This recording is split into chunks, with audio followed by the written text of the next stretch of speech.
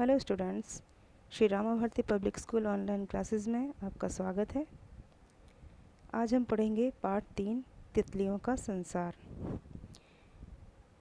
बच्चों, तितलियों का संसार जैसा कि नाम से ही स्पष्ट है कि तितलियों का संसार कैसा होता है। जो तितलियां होती हैं जिन्हें हम अंग्रेज़ी में बटरफ्लाइज कहते हैं, उनका संसार कैसा है, इस बारे में पाठ में विस्तार से बताया गया है। मैं आपको इस वीडियो में पूरे पाठ का सारांश समझाऊंगी। उसके बाद नेक्स्ट वीडियो में आपको पाठ का एक एक शब्द या एक एक वाक्य को पढ़कर उसकी व्याख्या करूंगी। क्लियर? तो मैं आपको सारांश समझाती हूँ सारा। ये जो पाठ है तितलियों का संसार, इस पाठ में बताया गया है, इसमें लेखक जो भी हैं उन्होंने बताया है कि प्रकृति ने मानव को असंख्य वस्तुएं प्रदान की हैं।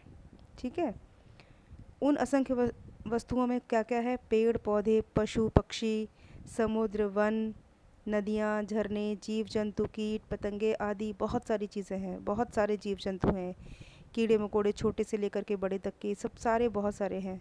ठीक है, ये सारे प्राणी जो भी हैं, पेड़ पौधे, पशु पक्षी, समुद्र, वन, पर्वत, नदियाँ, झरने, जीव जंतु, कीट पतंगे, ये सब कैसे हैं?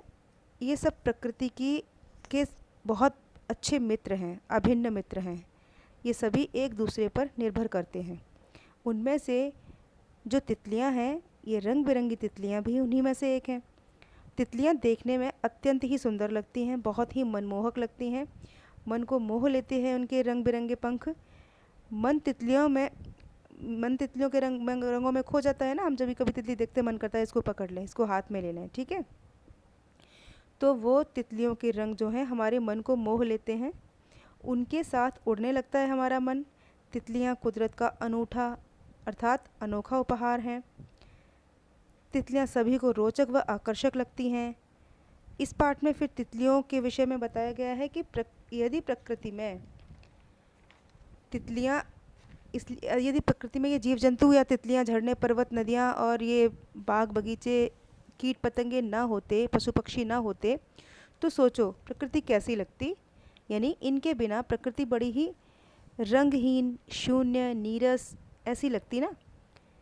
आप खुद सोचिए, अगर फूल हट जाए हमारी धरती से, पेड़ पौधे और ये घास फूस, मतलब जो भी हरियाली है, जो भी खूबसूरत चीज़ें हैं, चिड़ियाँ हैं, पक्षी हैं, सारे हट जाएं हमारे जीवन से, तो कैसा लगेगा?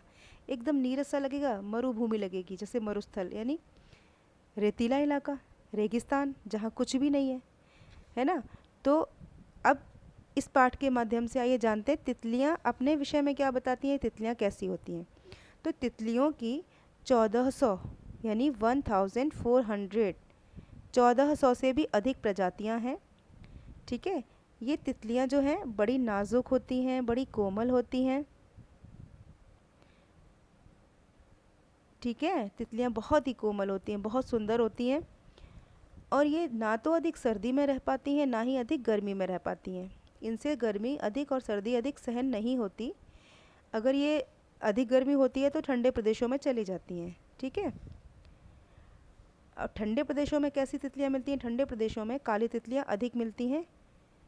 तितलियां फूलों का रस पीकर जीवित रहती हैं।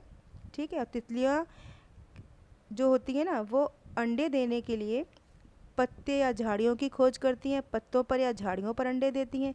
इनके अंडे प्रायः पीले या हरे रंग के होते हैं। ठीक है, और फिर इनका जीवन कैसा होता है? तितली कैसे बनती हैं? ये पहले तितली अंडा देती है, अंडे से लार्वा बनता है, लार्वा से फिर प्यूपा, प्यूपा आगे चलकर क्या होता है? वयस्क तितली का रूप ले लेता है। मतलब वो प्यूपा आगे चलकर वयस्क तितली का रूप ले लेता है। ठीक है, ये तितलियां हमारे लिए बहुत लाभदायक हैं।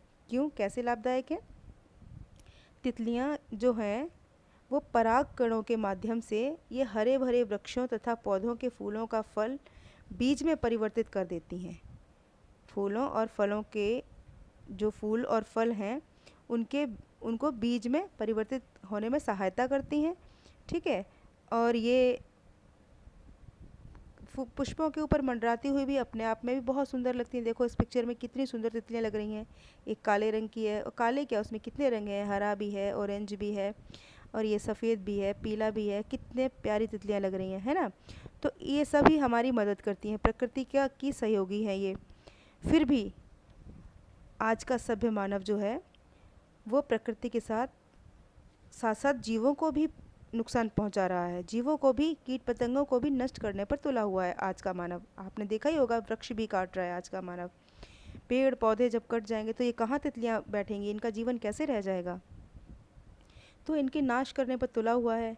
बहुत सारे कीट पतंगे और पशु पक्षी ऐसे हैं जिनकी प्रजातियाँ विलुप्त हो रही हैं, ठीक है। और वास्तव में तितलियाँ जो हैं वो फूलों के लिए प्रकृति की अनुपम भेंट हैं, अनोखा उपहार है प्रकृति का हमारे लिए। ये हमारी अभिन्न मित्र हैं, ये हमें बिल्कुल नुकसान नहीं पहुंचाती, ना ही इनसे हमें कोई रोग होता है जिस तरह से मक्खी मच्छर से होता है, लेकिन नहीं, तितलियों से हमें कोई भी रोग नहीं होता। ये इनका जीवन चक्र है। सबसे पहले देखिए यहाँ पर पत्ते पर अंडे हैं, अंडे के बाद फिर ये लार्वा है।